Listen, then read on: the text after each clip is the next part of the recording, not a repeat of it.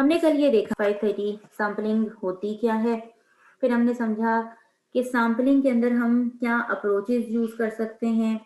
फिर फर्दर आपको पता चला कि एक सैम्पलिंग रिस्क होता है, सैम्पलिंग रिस्क का ऑडिट रिस्क के साथ क्या ताल्लुक है, वो कनेक्शन देखा।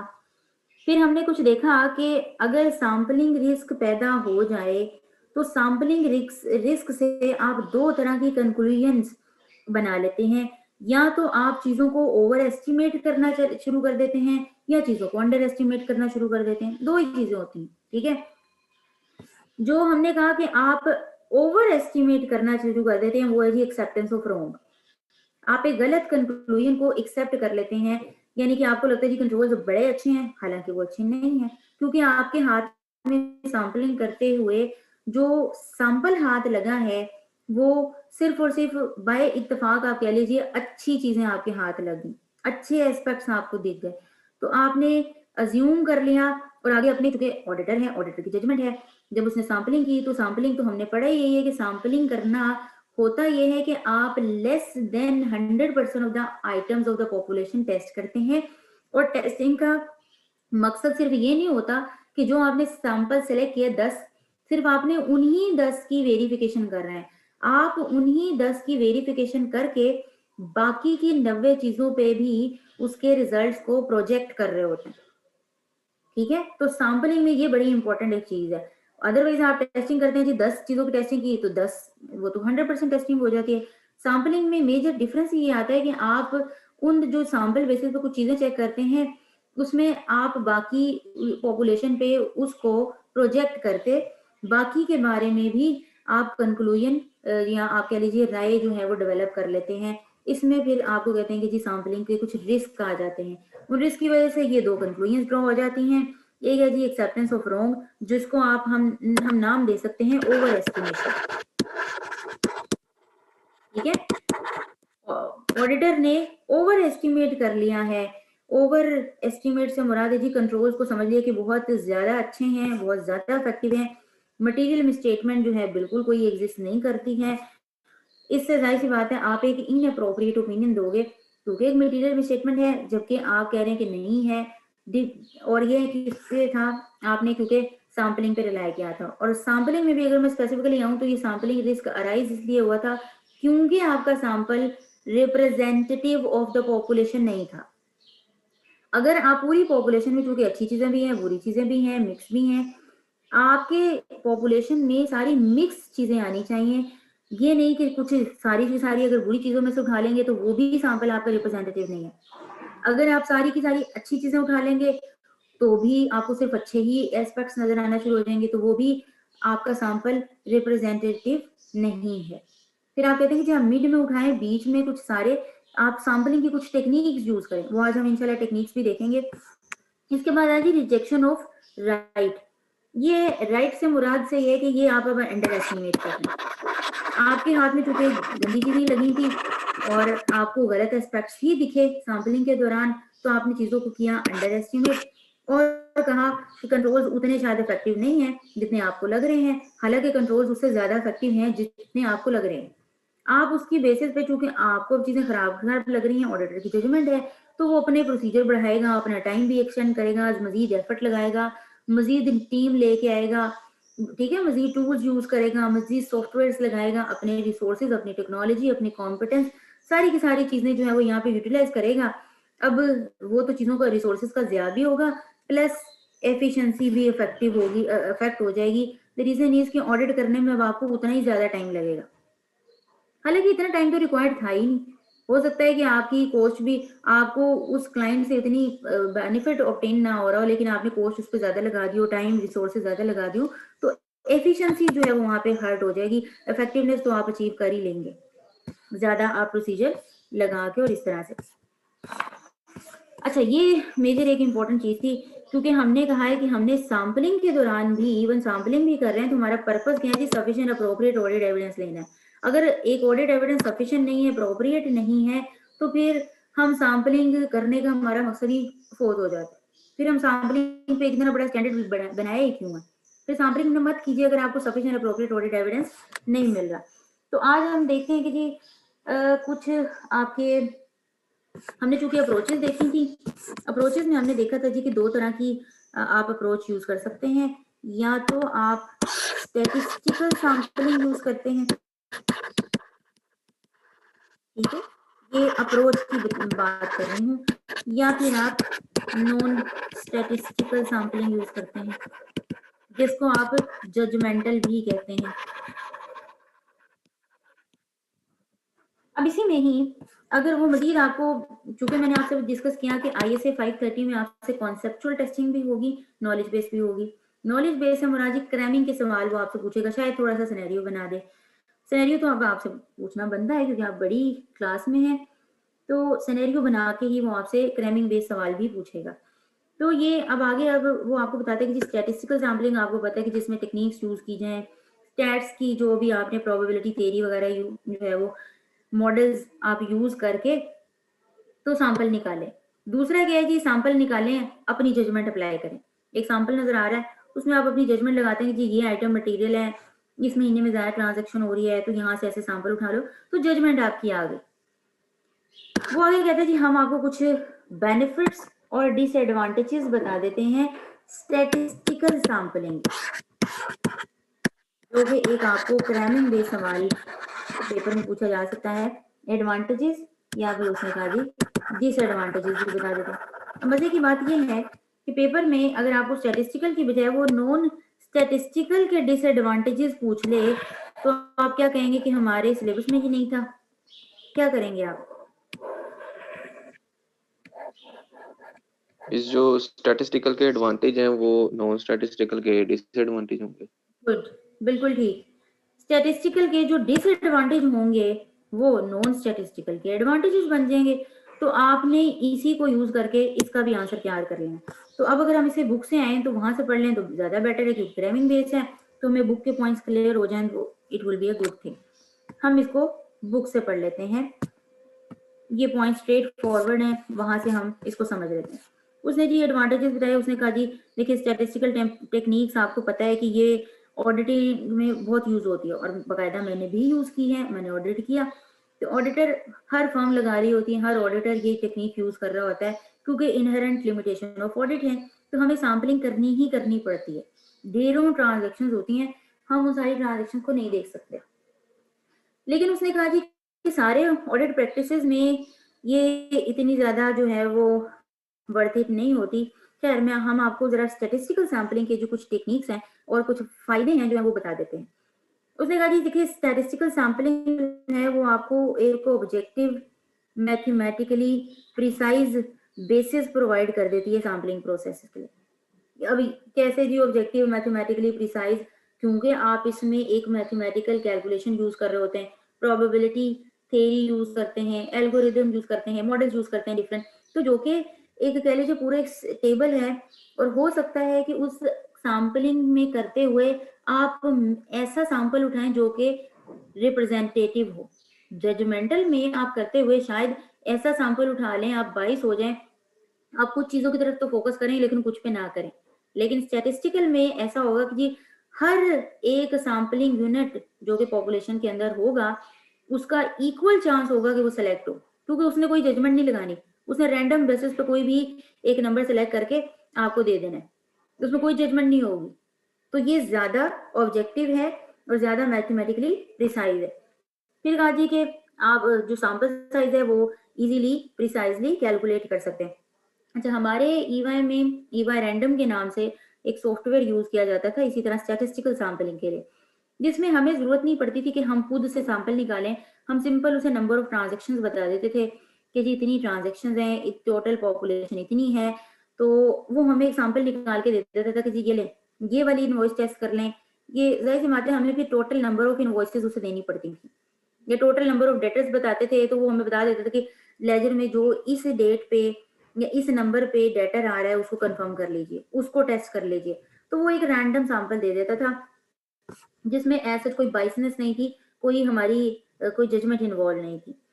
फिर वो कहते हैं कि जी कुछ ऐसे सर्कमस्टांसेस होते हैं जहाँ पे स्टैटिस्टिकल सैम्पलिंग ही एक ओनली वाहिद जरिया होता है ऑडिटिंग एफिशिएंसी का, जैसे कि उसने कहा जी very large population of items. अगर आपकी इन्वेंट्री ऐसी पड़ी हुई है, छोटी छोटी एक्सेसरीज, सिम्स, चिप्स, इस तरह की चीजें पड़ी हुई हैं, आपने अब उनको टेस्ट करना है। ठीक है, इन्वेंट्री में आपके फॉर एग्जांपल आप जब फिजिकल काउंट करने गए, फॉर एग्जांपल आप सैम्पलिंग करते हैं, वो आपकी रैंडम बेस पे है, लेकिन अगर यही आपको कैलकुलेशन करके, तो आपके पास स्टॉक शीट्स अवेलेबल हैं जो आप कह लीजिए जो कि सॉफ्ट में मौजूद है आपके पास, आपने वही सॉफ्टवेयर लगाया उस पर जी स्टैटिस्टिकल सैम्पलिंग का, उसने आपको बता दीजिए ये वाला आइटम जो है लार्ज नंबर ऑफ पॉपुलेशन में, अब आप कैसे डिसाइड करें कि जी कौन सा उठाएं। तो सम टाइम आपके लिए जजमेंटल सैम्पलिंग करना बड़ा ही मुश्किल हो जाता है, क्योंकि सारी चीजें एक जैसी होमोजीनियस आइटम्स नजर आ रहे होते हैं आपको, तो आप जजमेंटल सैम्पलिंग वहां पे नहीं कर सकते। इसी तरह इसके कुछ डिसएडवांटेजेस भी हैं स्टैटिस्टिकल सैम्पलिंग। उसने कहा कि देखें, चाहे हो स्टैटिस्टिकल सैम्पलिंग, चाहे हो रैंडम सैम्पलिंग, इवन इसके लिए आपको जो आप सॉफ्टवेयर यूज कर रहे हैं, जो आप टेक्निक्स यूज कर रहे हैं, जो आप प्रोबेबिलिटी थ्योरी यूज कर रहे हैं, जो हाइपोथेसिस, जो एल्गोरिदम्स यूज करेंगे, उसको अप्लाई करने के लिए भी तो टेक्निक आनी चाहिए।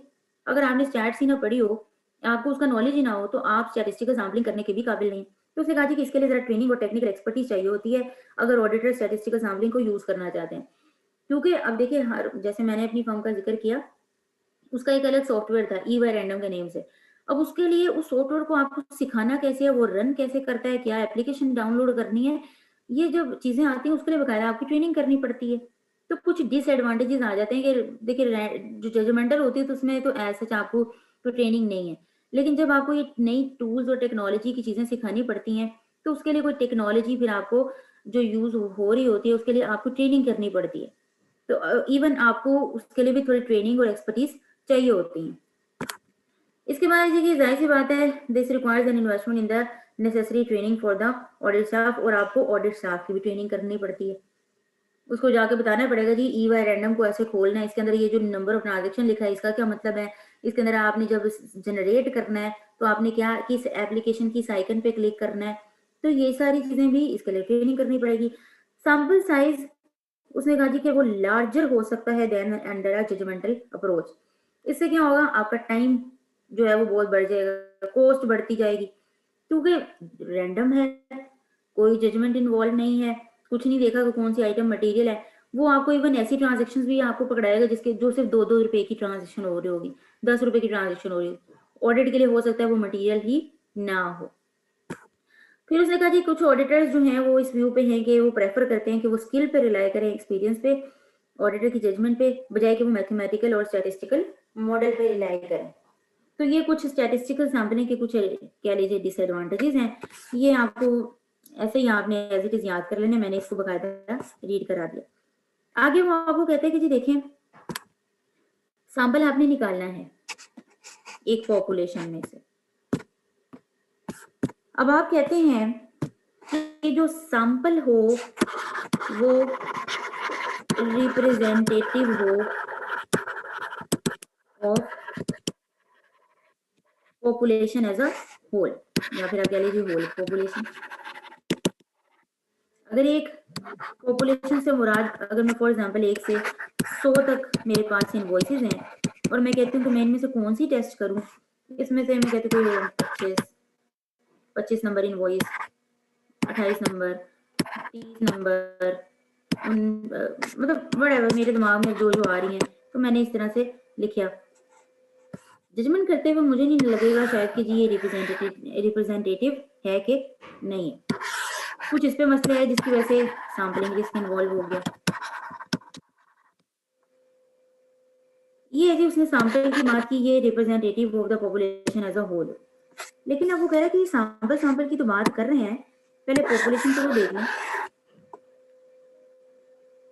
1 से लेके 100 तक जो इनवॉइसेस हैं, पॉपुलेशन का सिर्फ साइज है वो है जी 100। वो कहते हैं कि जी मैं आपको पॉपुलेशन की भी कुछ करेक्टरिस्टिक्स बताती हूँ। आपकी पॉपुलेशन के अंदर कुछ करेक्टरिस्टिक्स होंगी तो ही ये सैम्पलिंग की जो आप अप्रोच लगा रहे हैं वो इफेक्टिव होगी, अदरवाइज आपकी सैम्पलिंग की अप्रोच इफेक्टिव नहीं होगी। फिर आप जितना मर्जी सफिशिएंट अप्रोप्रिएट ऑडिट एविडेंस देने की कोशिश कर ले, वो आप हासिल नहीं कर सकेंगे। अगर आपकी पॉपुलेशन के अंदर ये करेक्टरिस्टिक्स मौजूद हैं तो ही आप सैम्पलिंग की अप्रोच अप्लाई कर सकते हैं। सैंपलिंग के बाद जो रिस्क आता है वो सारी बातें ठीक हैं, वो बात की बात, लेकिन पहले जरा पॉपुलेशन को तो देख लें जिसमें से आपने सैंपल निकालना है। वो पॉपुलेशन भी इस काबिल है कि नहीं कि उसमें से सैंपल निकल सके। चले, उसने कहा जी इसकी कैरेक्टरिस्टिक हम आपको बताते हैं। पहली कैरेक्टरिस्टिक ये है कि आपकी जो पॉपुलेशन हो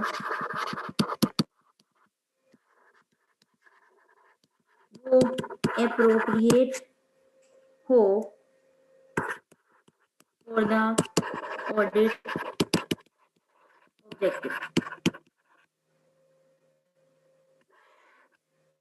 इस पे अप्रोप्रिएट पे फोकस कीजिए और ऑडिट ऑब्जेक्टिव पे फोकस कीजिए। फॉर एग्जाम्पल अगर अगर ऐसी बात है आपने रिसीवेबल्स हैं तो आपने रिसीवेबल्स की वही 4 से 5 सेशंस को टेस्ट करना है। क्या जी? Existence, completeness, rights and obligation, valuation, presentation and disclosure. आपने ये 5 चीजें टेस्ट करनी है रिसीवेबल से रिलेटेड। अब जाहिर सी बात है कि इन 5 असर्शंस को टेस्ट करने के लिए डिफरेंट प्रोसीजर्स लगाने पड़ेंगे। ठीक है, अगर आपने रिसीवेबल की एग्जिस्टेंस चेक करनी है तो आप कॉन्फर्मेशन भिजवाते हैं, जो रिसीवेबल्स को लेटर भेजते हैं कि जी अगर वाकई इतना बैलेंस है, इससे पता चल जाएगा जी वाकई रिसीवेबल एग्जिस्ट करता भी है कि नहीं, ये कहीं इन्होंने फिक्टिशियस तो नहीं ऐसे ही डाला हुआ रिसीवेबल। अगर आपने वैल्यूएशन चेक करनी है तो वैल्यूएशन के लिए आप डिफरेंट प्रोसीजर लगाएंगे। उसके लिए आप टेस्टिंग करेंगे कि प्रोविजन फॉर डाउटफुल डेट भी, कैलकुलेशन भी चेक करेंगे, तो ये डिफरेंट प्रोसीजर आ गए। ठीक है, अच्छा अब उसने कहा जी कि फॉर एग्जांपल आप रिसीवेबल की एक्यूरेसी,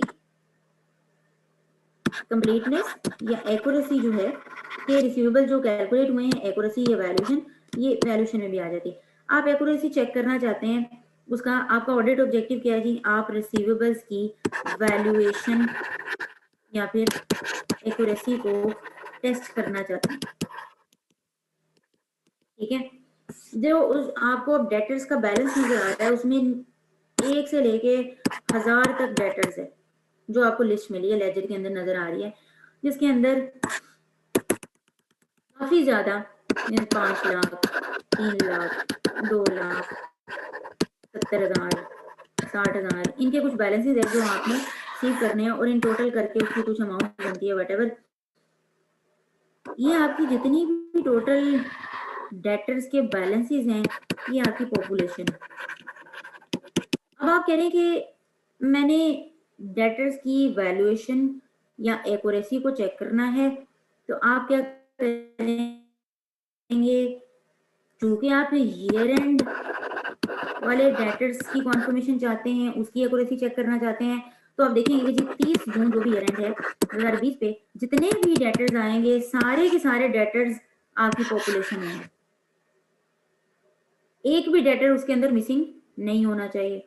इसके अंदर एक एक डेटर, ये चूंकि पॉपुलेशन है पूरी, इसके अंदर एक डेटर या कह लीजिए एक यूनिट जो होता है पॉपुलेशन के अंदर, हर एक इंडिविजुअल जो भी आइटम है वो सैंपलिंग यूनिट कहलाता है। अगर आप इसमें इस पॉपुलेशन में से कोई भी एक जो डेटर है वो उठाएंगे तो वो आपका सैंपलिंग यूनिट हो जाएगा। आप उसको टेस्ट करने जा रहे हैं, आप कह रहे हैं कि मैं पूरे 1000 डेटर्स को टेस्ट नहीं करूंगा, मैं या तो रैंडम अप्रोच अप्लाई करूंगा या स्टैटिस्टिकल या जो जजमेंटल है वो अप्लाई करके तो मैं सैंपल बेसिस पे इसको टेस्ट करूंगा। आपकी पॉपुलेशन जो है उसने कहा जी ऑडिट ऑब्जेक्टिव के लिए अप्रोप्रिएट होनी चाहिए, और अप्रोप्रिएट से मुराद ये है कि अगर आप उसकी एक्यूरेसी चेक करना चाहते हैं तो जो डेटर्स ईयर एंड पे है 30 जून पे, तो आप सारे के सारे डेटर्स उठाएंगे। इसी तरह मैं ऑडिट ऑब्जेक्टिव चेंज करती हूँ। अगर आपको ऑडिट ऑब्जेक्टिव ये है कि आप रिसीवेबल्स की एक्यूरेसी चेक करना चाहते हैं, लेकिन उन रिसीवेबल्स की जिनकी अमाउंट 3 लाख से ज्यादा है। अब मेरा सवाल ये है कि क्या पॉपुलेशन के अंदर ये सारे 1000 पॉपुलेशन साइज होगा? हाँ जी, पॉपुलेशन का साइज क्या होगा?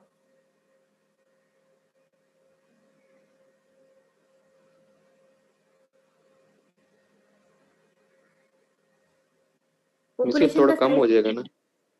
कम हो जाएगा, बट एवर जितने भी, अब इसके अंदर सिर्फ वो डेटर्स आएंगे जो 3 लाख से एक्सीड करते होंगे, हो सकता है वो सिर्फ और सिर्फ बने 20।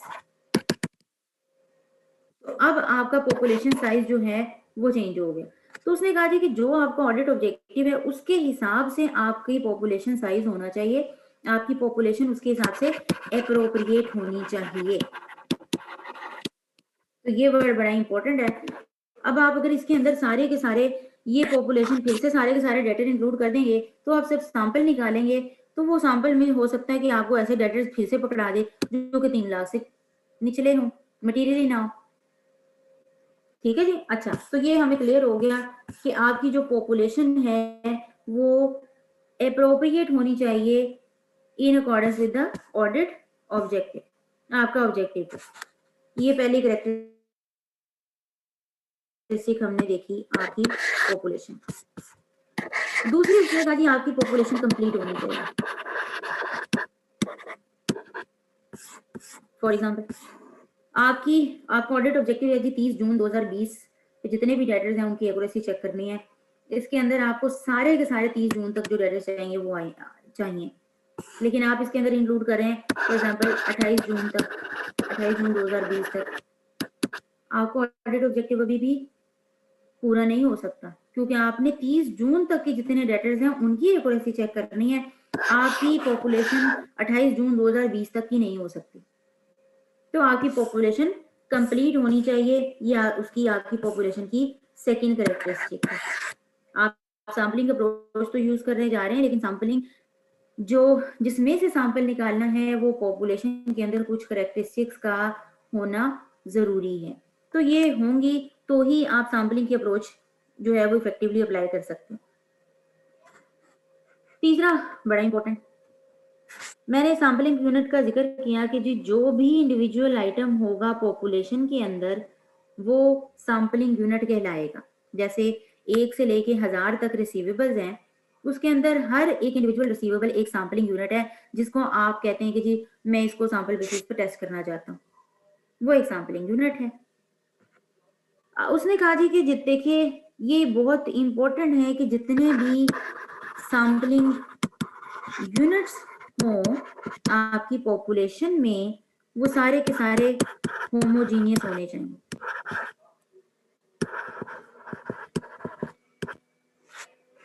ठीक है, आपके जितने भी सैम्पलिंग यूनिट्स हैं वो सारे के सारे होमोजीनियस होने चाहिए, फिर ही आपकी सैम्पलिंग की अप्रोच इफेक्टिव होगी, अदरवाइज नहीं। अच्छा, नहीं समझ आया क्या मतलब होमोजीनियस से क्या मुराद? मतलब से तो नजर आ रहा है कि लफ्जी मतलब पे जाए तो इसका मतलब सैम्पलिंग यूनिट सारे एक जैसे होने चाहिए। क्या सारे डेटर्स एक जैसे होने चाहिए? नहीं, उसने कहा जी नेचर, अगर आप इसकी कैरेक्टरिस्टिक पे आए तो वो होमोजीनियस होने चाहिए। जैसे कि एक एग्जांपल लें, एक कंपनी है 2 तरह की व्हीकल्स बनाती है वो व्हीकल, एक के अंदर लोकल मटेरियल यूज होता है, एक के अंदर इंपोर्टेड मटेरियल यूज होता है। ये लोकल जिसमें मटेरियल यूज होता है, जाहिर सी बात है उस व्हीकल की जो प्राइस होगी वो जरा लो होगी।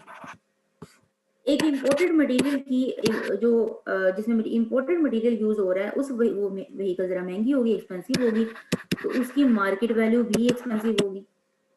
अब ये उसके स्टॉक में पड़े हुए हैं, ये दोनों व्हीकल्स उसके स्टॉक में पड़ी हैं। आप स्टॉक को वेरीफाई करने गए, आप कहते हैं कि जी आपके सामने लोकल मटेरियल से तैयार की हुई व्हीकल्स भी नजर आ रही हैं और इंपोर्टेड मटेरियल से तैयार की हुई व्हीकल्स भी नजर आ रही हैं।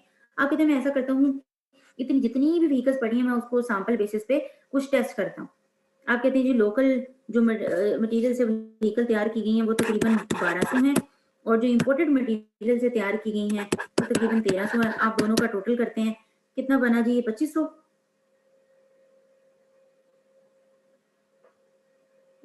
बनता है जी। जी जी 2500। अच्छा, ये हो गई जी 2500 व्हीकल्स। वो गई जी 2500 व्हीकल्स में से मैं स्टैटिस्टिकल सैम्पलिंग या जो भी है जजमेंटल सैम्पलिंग लगाता हूँ और मैं एक व्हीकल निकाल लेता हूँ। फॉर एग्जांपल व्हीकल नंबर जिस नंबर पे पड़ी हुई है, vehicle number 4, vehicle number 16, vehicle number, पता चला जी कि सारी की सारी जितनी भी व्हीकल्स आई हैं वो तो सारी के लोकल वाली सिलेक्ट हो गई हैं, इंपोर्टेड वाली उसमें सिलेक्ट ही नहीं हो सकी। और इसमें एक और मसला भी आया, जब आप इसको सेलेक्ट कर रहे हैं वेरिफिकेशन के लिए तो आपको पता चलेगा कि जो लोकल व्हीकल्स की मार्केट वैल्यू वो अलग होगी, जो इंपोर्टेड व्हीकल्स इंपोर्टेड मटेरियल से तैयार की व्हीकल है उसकी मार्केट वैल्यू अलग है।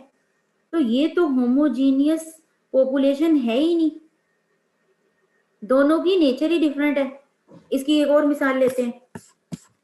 एक और मिसाल ये है कि आपके कंपनी में डेटर्स के जो बैलेंसेस प्रोसेस होते हैं वो दो तरह से होते हैं। एक के लिए तो आप बकायदा सिस्टम यूज करते हैं, अकाउंटिंग सिस्टम, वहां आप एंट्रीज करते हैं और एंड पे जो है वो क्लोजिंग बैलेंस आपको सिस्टम कैलकुलेट करके दे देता है। एक है जी आप मैनुअल सिस्टम यूज कर रहे हैं। मैनुअल से मुराद कीजिए आप कहीं पे भी कोई डेटा एंट्री नहीं कर रहे, बल्कि आप अपने सफ़ों पे ह्यूमन जो भी मैनुअली एंट्रीज होती हैं, कोई कंट्रोल्स ऐसा सच नहीं है, कोई चेक नहीं है, कोई सॉफ्टवेयर नहीं है, कोई सिस्टम नहीं है, बस मैनुअली चीजें इनपुट करते हैं और कैलकुलेशन आप खुद करते हैं। जो सिस्टमेटिकली डेटर्स की प्रोसेसिंग हुई होगी तो उसमें जाहिर सी बात है एरर्स के चांसेस भी बहुत ज्यादा कम होंगे, इसमें एरर्स के चांसेस भी बहुत ज्यादा हाई होंगे। अब ये डेटर्स के बैलेंसेस हैं तो डेटर्स के बैलेंसेस, लेकिन नेचर के हिसाब से देखें तो ये होमोजीनियस पॉपुलेशन नहीं है। आप इसको इकट्ठे टेस्ट नहीं कर सकते। आप कहें कि मैनुअल को अलग से टेस्ट करें, सिस्टम से जो प्रोसेस होकर डेटर्स का बैलेंस कैलकुलेट हुआ है उसको अलग से टेस्ट करें। क्यों? क्योंकि इनके जो सैंपलिंग यूनिट है वो होमोजीनियस नहीं है। एक सैंपलिंग, एक डेटर का बैलेंस जो है वो सिस्टम से प्रोसेस होकर कैलकुलेट हुआ है, एक मैनुअल एंट्री से कैलकुलेट हुआ है। तो दोनों सैंपलिंग यूनिट होमोजीनियस नहीं है। इसलिए कहा जी कि जितने भी सैंपलिंग यूनिट हैं पॉपुलेशन के अंदर होमोजीनियस होने चाहिए। अगर होमोजीनियस नहीं है तो आप उसे के डिफरेंट सेगमेंट बना लीजिए। ये डिफरेंट सेगमेंट को कहते हैं जी स्ट्रेटा, और इस सेगमेंट बनाने के तरीके को कहते हैं जी स्ट्रेटिफिकेशन। ठीक है, तो अगर आप स्ट्रेटिफिकेशन कर लेंगे तो आप क्या करें, जब आप स्ट्रेटिफिकेशन करेंगे तो जाहिर सी बात है आपकी सैंपलिंग का तरीकाकार भी अच्छा हो जाएगा। फिर आप क्या करें, इधर आप इंपोर्टेड वाली मटेरियल अलग करें और इधर से, और इन दोनों ये पॉपुलेशन अलग अलग है, ये दो पॉपुलेशन कंसीडर की जाएंगी और इन दोनों में से अलग अलग सैंपल निकालिए। ये नहीं कि दोनों को इकट्ठा करके, क्योंकि सैंपलिंग यूनिट्स होमोजीनियस नहीं है। तो हमने 4 कैरेक्टरिस्टिक्स एक तरह से देख लिया है। एक तो जी सैंपलिंग यूनिट होमोजीनियस होने चाहिए, और अगर होमोजीनियस नहीं होते तो आप फिर स्ट्रेटिफिकेशन कर लीजिए। ठीक है, तो ये चौथा तरीका क्या है जी, स्ट्रेटिफिकेशन कीजिए। तो आपकी जो पॉपुलेशन है वो स्ट्रेटिफाइड होनी चाहिए। बस आपको जितनी भी एक पॉपुलेशन नजर आ रही है उसकी नेचर सेम होनी चाहिए, कैरेक्टरिस्टिक सेम होनी चाहिए, सैंपलिंग यूनिट्स होमोजीनियस होने चाहिए। तो ये आपसे पेपर में पूछा जा सकता है कि एक पॉपुलेशन की कैरेक्टरिस्टिक बताइए कि क्या होनी चाहिए अगर आप सैंपलिंग यूज करना चाहते हैं। ये आपकी बुक में जी आपको इजीली समझ आ जाएगा। इसके बाद मैं आ रही हूँ, सैंपलिंग के कुछ मेथड्स होते हैं। उन मेथड से पहले मैं अगर आपको याद कराऊं तो मैंने आपको बताया था कि सैंपलिंग के लिए आप कौन सी अप्रोचेस यूज करते हैं, बताएंगे मुझे?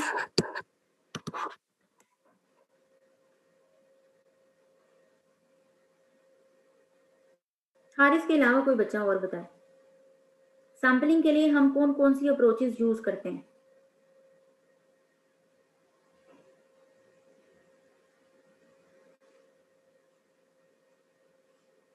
हाँ जी, कोई अप्रोच यूज नहीं करते? स्टैटिस्टिकल और नॉन स्टैटिस्टिकल। एक होती है जी स्टैटिस्टिकल और एक होती है नॉन स्टैटिस्टिकल। जाहिर सी बात है सैंपलिंग आप या तो स्टैट्स के तरीके से करेंगे जिसमें प्रोबेबिलिटी होगी और रैंडम बेसिस और व्हाटएवर, और या फिर आप जजमेंटल करेंगे। दो ही तरह से सैंपलिंग कर सकते हैं। या तो देखें, आप किसी दुकान पे गए, आपने कहा जी कि उसने कहा जी मेरे पास अच्छे अच्छे कपड़े हैं। आप कपड़ा खरीदने से पहले आप कहते हैं कि मुझे जरा दिखा दें सारे कपड़े। अब आप सारे तो उसके चेक नहीं कराते, लेकिन कुछ सैंपल बेसिस पे चेक करते हैं। अब वो रैंडम होता है या किसी तरह से भी जजमेंटल होता है, दो ही अप्रोचेस यूज करते हैं आप।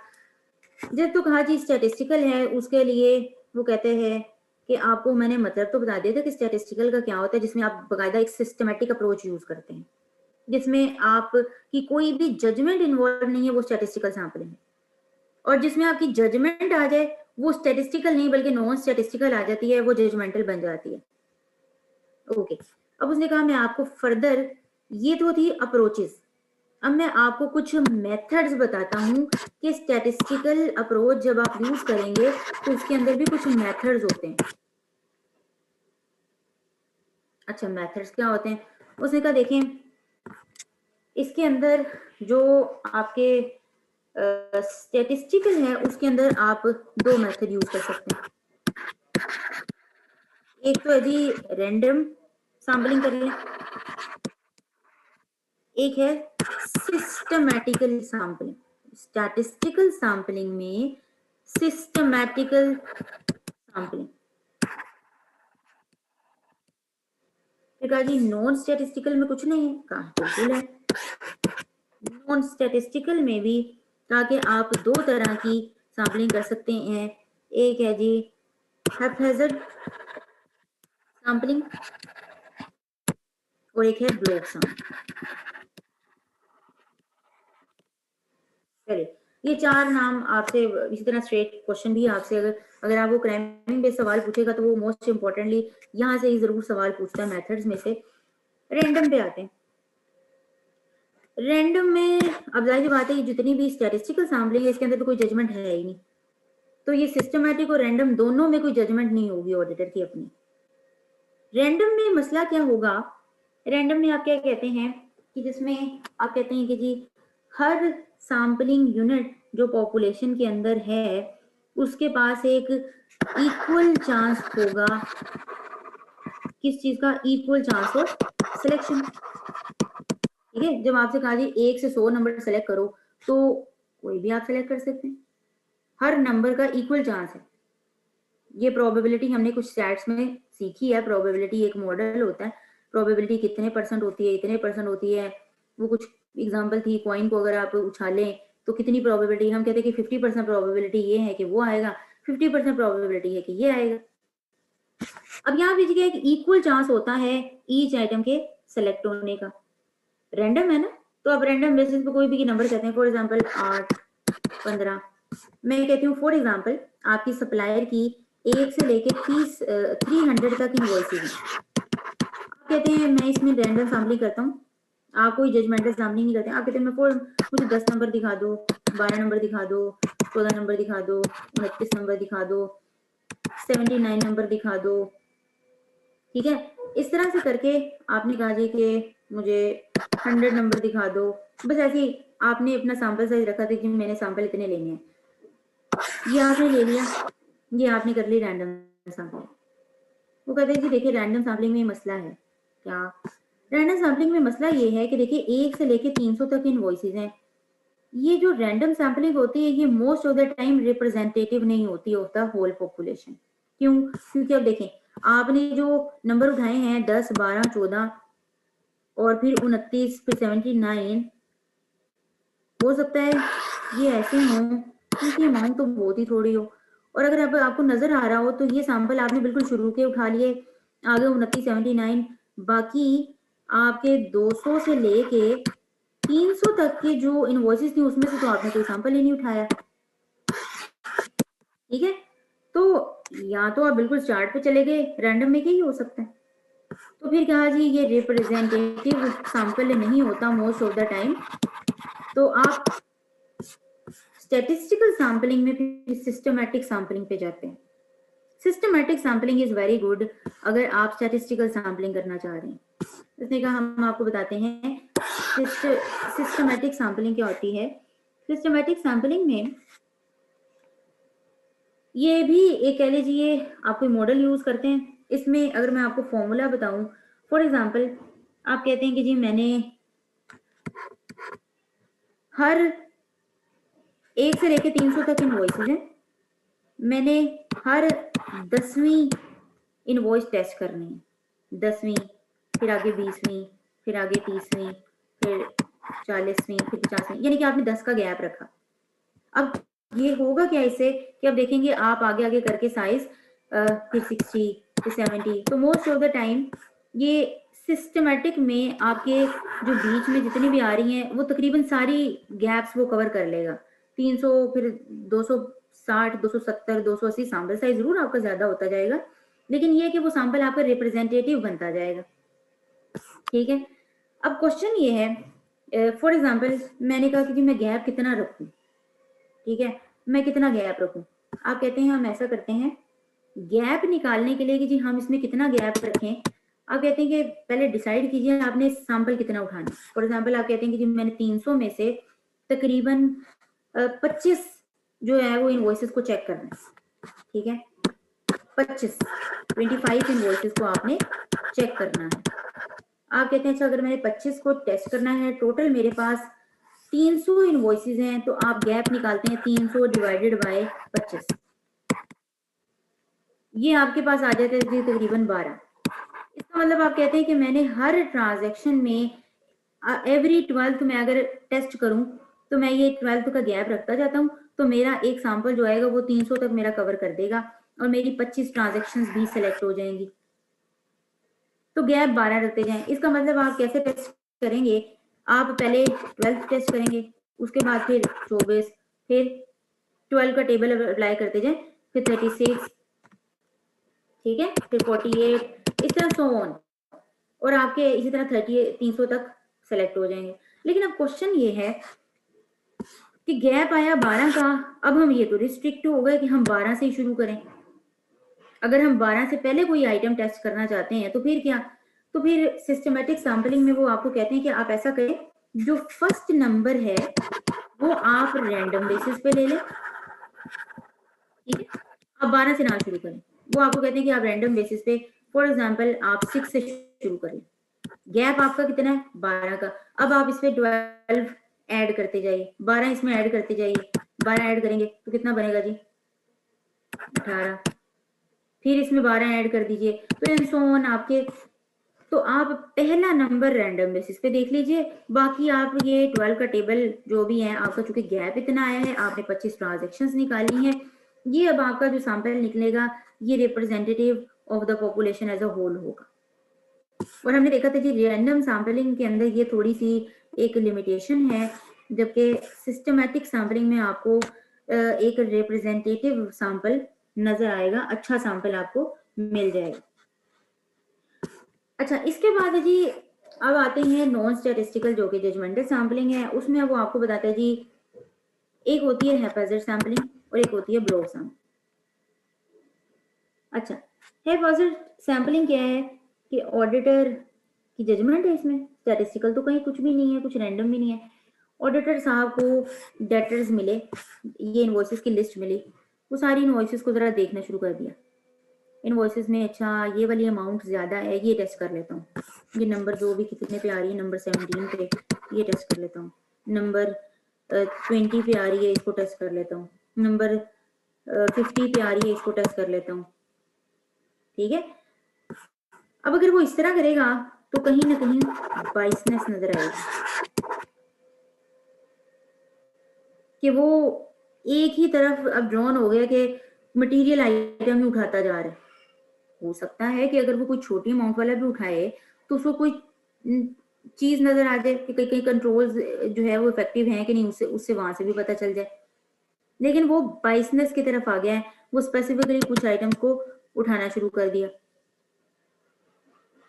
ठीक है जी, तो उसने कहा जी हाजर सैम्पलिंग जो है, यहाँ से जो थोड़ी सी मसला क्रिएट हो जाता है कि यहाँ पे कहीं ना कहीं बाइसनेस आ जाती है, क्योंकि ये साइंटिफिकली जो है वो सही मेथड भी नहीं है।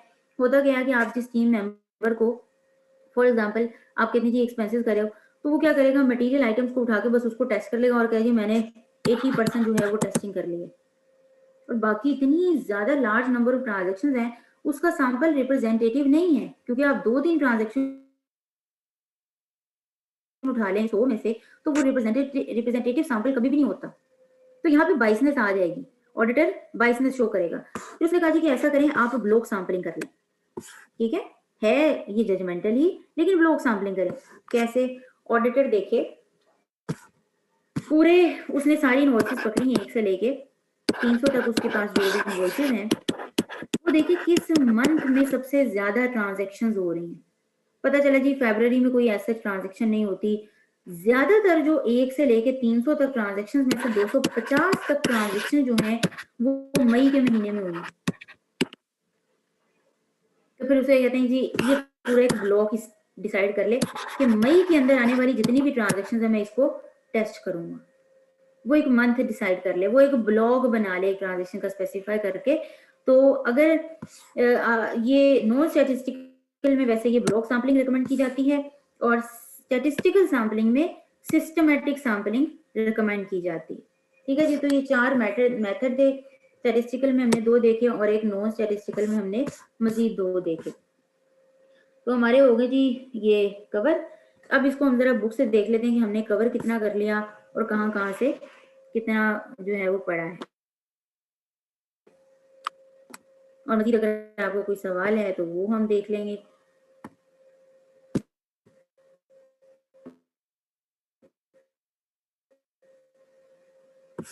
सैंपलिंग के एडवांटेजेस और डिसएडवांटेजेस देख लिए। उसके बाद हमने ये जो कैरेक्टरिस्टिक्स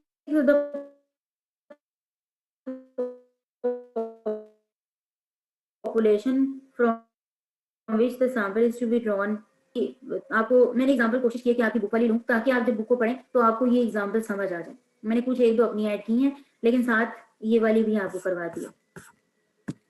सैंपलिंग सिलेक्शन जो आपका मेथड यूज हो रहे हैं ये आपको करवा दिया।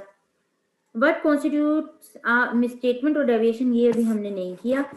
आज हमने भी इतना sample design size and selection of items for testing के हम पढ़ सकते हैं,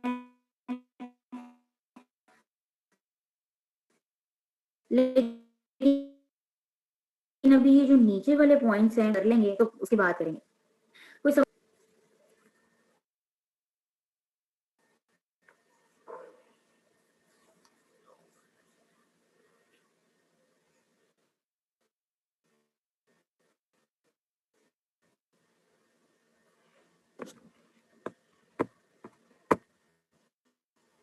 हाँ जी,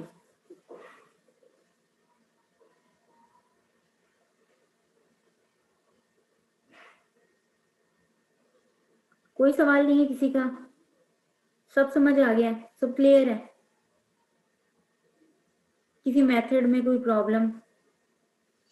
मिस हैप्पैजार्ड सैंपलिंग में और इसमें रैंडम सैंपलिंग में डिफरेंस तो फिर कोई भी ना हो, क्योंकि दोनों कौन सी सैंपलिंग में हैप्पैजार्ड और रैंडम सैंपलिंग में मिस, क्योंकि हम अपनी मर्जी से सैंपल उठाते हैं।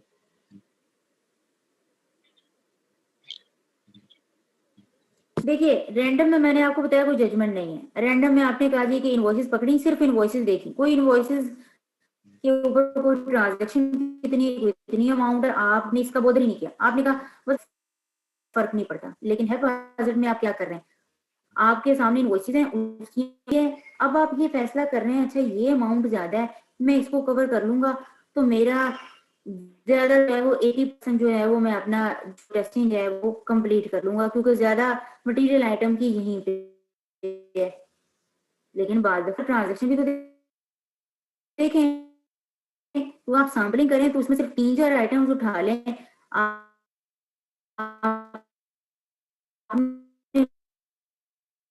वहां पे जजमेंट आपने रैंडम जरूर, वो रैंडम नहीं एक्चुअली में आपने, जबकि आप जब रैंडम कर रहे होते हैं उसमें आपको ये नहीं कहते कि मैं ये कोई पीछे कोई खास मकसद होता है उसको उठाने का। ठीक है, आप तुक्का लगाते हैं कि जी 10 नंबर उठा लो, 12 नंबर उठा लो, 16 नंबर उठा लो, बस ऐसे ही रैंडम बेसिस पे। आपने कोई अमाउंट नहीं की तरफ फोकस नहीं किया, रैंडम बेसिस पे अमाउंट मैटर ही नहीं कर रही है आपके लिए। जबकि हैप्पैजार्ड में आप जजमेंट लगा रहे हैं, बकायदा वैल्यू देख रहे हैं, बाइसनेस आ रही है आपकी बातों में। कुछ क्लियर हुआ जी? यस मिस, क्लियर हो गया, थैंक यू मिस।